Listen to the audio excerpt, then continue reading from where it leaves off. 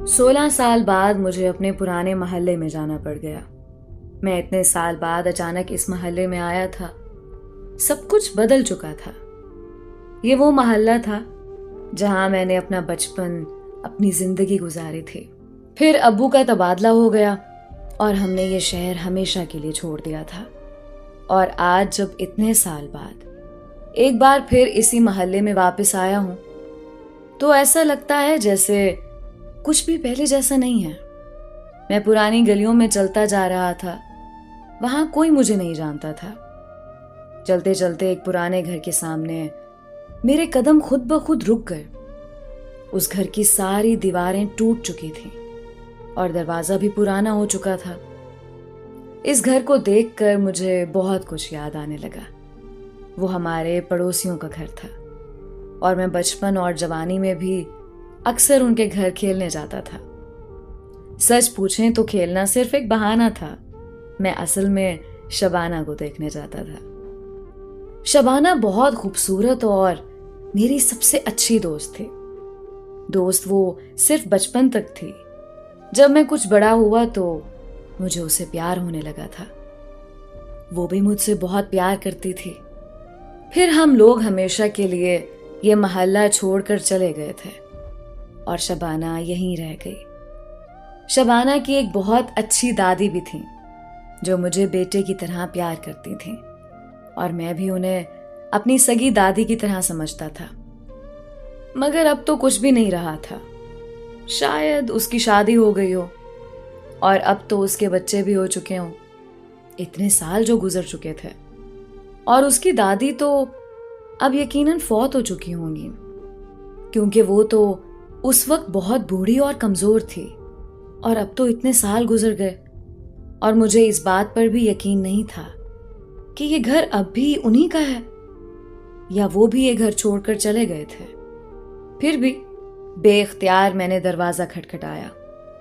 थोड़ी देर बाद दरवाजा खुला और जिसने दरवाजा खोला था उसे देखकर मेरी सांस गले में अटकने लगी।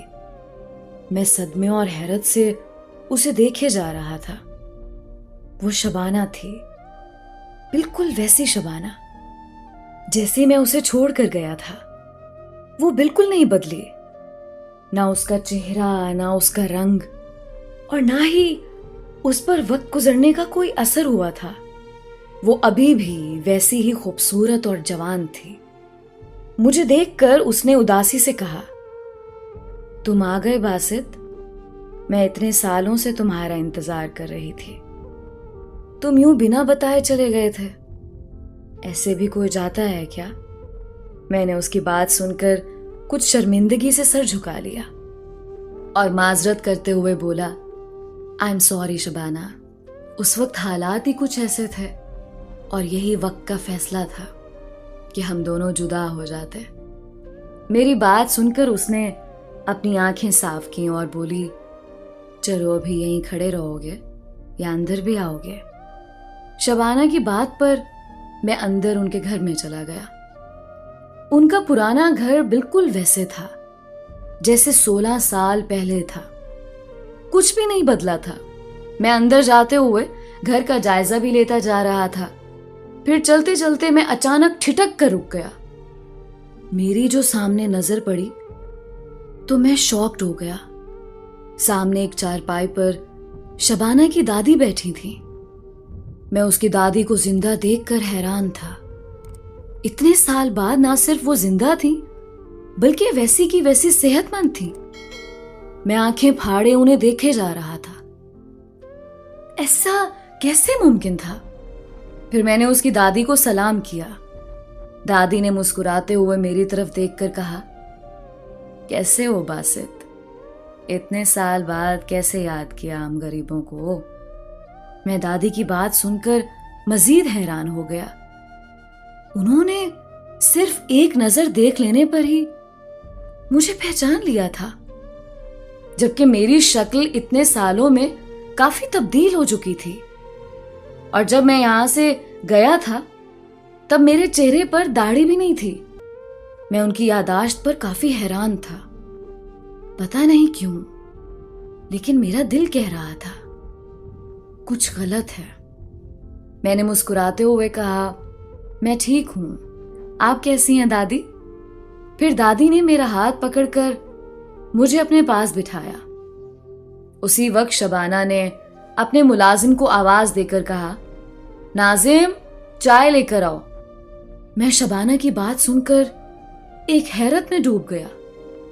नाजिम उनके घर का काफी पुराना मुलाजिम था और वो उस वक्त भी इन्हीं के घर काम करता था जब हम छोटे थे, और आज इतने साल बाद भी वो इसी घर में मुलाजिम था। मेरे लिए यकीन करना मुश्किल हो रहा था। मैंने शबाना से पूछा, क्या नाजिम अब भी यहां काम करता है? शबाना मुस्कुराते हुए बोली, हाँ, नाजिम अब भी हमारे घर में काम करता है। सब कुछ वही है जैसे तुम छोड़ कर गए थे, बस तुम ही बदल गए हो, शबाना ने शिकवा किया और मैं उसके शिकवे पर मजीद शर्मिंदा हो गया। फिर शबाना की दादी ने एक निहायत अजीबोगरीब बात कही, बेटा, तुमने हमारे घर में मौजूद कब्रें देख ली? मैं उनकी बात सुनकर बुरी तरह उलझ गया और मैंने हैरानगी से शबाना की तरफ देखकर पूछा, ये दादी किन कब्रों की बात कर रही हैं और घर में किसकी कब्रें हैं? शबाना ने मेरी बात का जवाब देने की बजाय अपनी दादी को टोकते हुए कहा, क्या दादी, आप भी हर मेहमान के सामने कब्रों का जिक्र लेकर बैठ जाती हैं? इस बेचारे को चाय तो पीने दो। दादी ने कुछ शर्मिंदगी से मेरी तरफ देखकर कहा, अच्छा बेटा, तुम चाय पी लो, फिर बात करेंगे। लेकिन मैं बुरी तरह उलझ चुका था। आखिर क्या था जो मेरी समझ में नहीं आ रहा था? मैं वहीं दादी के साथ बैठकर बातें करता रहा। दादी ने शिकवा करते हुए कहा, तुम इतने बड़े आदमी बन गए, दोबारा इस मोहल्ले में ही नहीं आए। हम तुम्हारा इंतजार करते रहे। मैंने दादी को समझाते हुए कहा, दादी, बस हालात ही कुछ ऐसे हो गए थे।